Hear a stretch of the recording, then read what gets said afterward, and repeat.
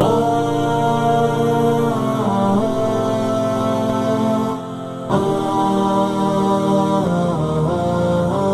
تبدیل کر دیتے ہیں، یہ شراب نہیں، یہ تو بیئر ہے،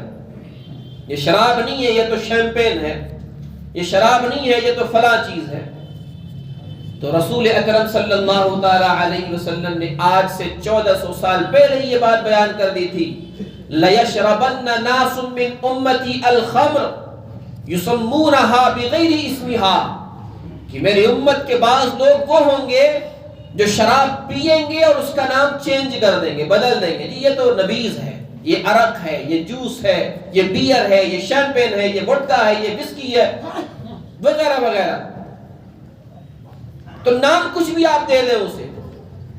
نام کچھ بھی دے دیں آپ اسے، اگر وہ مسکر ہے تو آپ علیہ السلام نے عام ضابطہ بیان کیا، کل مسکر حرام، کہ ہر نشے آور چیز حرام ہے، ہر نشے آور چیز حرام ہے۔ اور فقہاء نے ضابطہ بنایا، ما اسکر کثیرہ فقلیلہ حرام، کہ جس کی زیادہ مقدار نشہ پیدا کرے اس کی کم مقدار بھی حرام ہے، جس کی زیادہ مقدار نشہ پیدا کرے اس کی کم مقدار بھی، چاہے وہ ایک گھونٹی صحیح نشہ نہ بھی پیدا ہوتا ہو تب بھی وہ حرام ہے، تب بھی وہ حرام ہے۔ لہذا ہمیں اپنے معاشرے پر نگاہ ڈالنے کی ضرورت ہے، ہمیں اپنے نوجوانوں کو، اور نوجوان پہ کیا کہوں، یہاں تو میچور لوگ 2 اور 4 بچوں کے والد جو ہیں،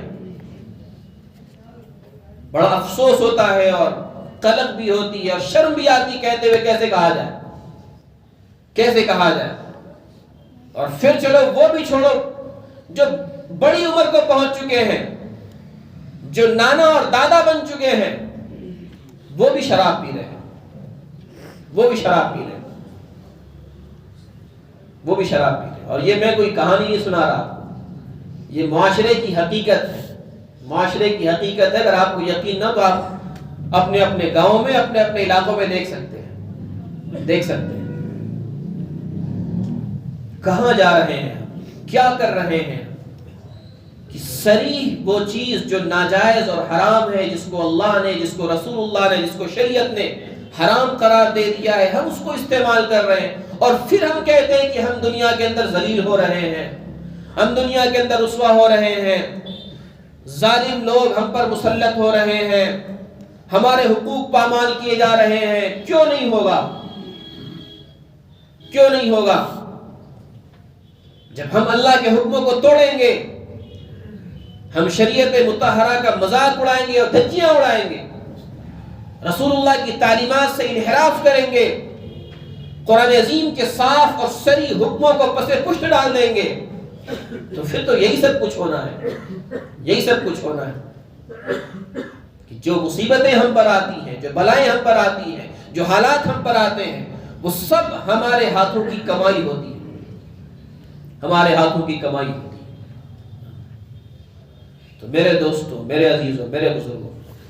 صرف اتنا ہی نہیں کہ یہ چیزیں ہیں، بلکہ حدیثوں میں آتا ہے کہ جو شخص شراب پیتا ہے 40 دن تک اس کی نمازیں قبول نہیں کی جاتی، لم يقبل له صلاۃ 40 صباحا، 40 دن تک اس کی نماز قبول نہیں ہوتی۔ اور مزید اس کے بارے میں حضرت ابن عمر رضی اللہ تعالیٰ فرماتے ہیں، سقاہ اللہ من نہر الخبال، کہ جب مر کے وہ آخرت میں پہنچے گا تو اللہ رب العزت اسے نہر خبال سے پلائیں گے۔ شاگردوں نے پوچھا، یا ابا عبد الرحمن ما نہر الخبال، اے ابو عبد الرحمن یہ نہر خبال کیا چیز ہے؟ ابو عبد الرحمن ابن عمر کی کنیت ہے۔ انہوں نے کہا، نہر من صدید اہل النار، کہ جہنمیوں کے پیپ سے بہنے والا نہر، اسے نہر خبال کہتے ہیں۔ جب ان شرابیوں کو وہاں پیاس لگے گی تو جہنمیوں کے پیپ سے بہنے والے نہر سے انہیں پلایا جائے، انہیں پلایا جائے۔ کیا کر رہے ہیں؟ یہ وعیدیں ہمارے سامنے نہیں ہے، رسول اللہ کا یہ فرمان ہمارے سامنے نہیں ہے۔ دنیا کی چند روزہ زندگی میں چند لمحوں اور چند منٹ کے سرور کے لیے اس کے مزے کے لیے، وہ آخرت جو ہمیشہ ہمیش کی اللہ محدود ہے اس کو ہم تباہ کر رہے ہیں، اسے تباہ کر رہے ہیں۔ خدا را رحم کیجئے اپنی نفسوں پر، اپنی جانوں پر، اپنی نسلوں پر۔ آپ یہ نہ سمجھیے آپ پی رہے ہیں تو آپ کے بچے نہیں پیئیں گے۔ بچے اپنے والدین کو دیکھتے ہیں، بچے اپنے بڑوں کو دیکھتے ہیں۔ کل کو آپ کا بچہ شرابی بنے گا تو آپ حق نہیں رکھتے ہوں گے کہ اسے منع کر سکے، اس لیے کہ خود آپ شرابی ہیں۔ کس حق سے آپ کہیں گے اپنے بچے سے شراب مت پیو؟ کتنے خاندان تباہ ہو گئے شراب کی وجہ سے، کتنی عورتیں بیوہ اور طلاق یافتہ ہو گئیں اس شراب کی نحوست کی وجہ سے، کتنے معصوموں کے بچپن اجڑ گئے اور چھن گئے اس شراب کی لعنت کی بنیاد پر۔ اور صرف یہ نہیں کہ پینا منع ہے، بلکہ رسول اکرم صلی اللہ علیہ وسلم نے تو یہاں تک فرمایا من کان یؤمن باللہ والیوم الآخر فلا یجلس علی مائدۃ یدور علیہم الخمر، کہ جو اللہ پر اور آخرت کے دن پر ایمان رکھتا ہے اس کے لیے جائز ہی نہیں کہ وہ ایسی مجلس میں بیٹھے، ایسے دسترخوان پر بیٹھے، ایسے ٹیبل پر بیٹھے، ایسے لوگوں کے درمیان بیٹھے جہاں شراب کا دور چلتا۔ ہم کہتے ہیں کہ آفس کے لوگ ہیں، میں نہیں پیتا وہ لوگ پیتے ہیں، میں صرف بیٹھا رہتا ہوں۔ وہاں بیٹھنا بھی جائز نہیں۔ جہاں شریعت کے حکم کو توڑا جا رہا ہو، اس کا مذاق اڑایا جا رہا ہو، آپ وہاں بیٹھے رہیں، کیسے گوارا کریں گے آپ اس چیز؟ گرچہ آپ نہیں پی رہے لیکن بیٹھنا بھی جائز نہیں آپ کے لیے ایسی جگہ جہاں شراب پی جا رہی ہے۔ میں تو صرف کھانا کھا کے اٹھ جاتا ہوں، باقی لوگ شراب پیتے ہیں۔ اسی لیے آپ نے فرمایا کہ لا من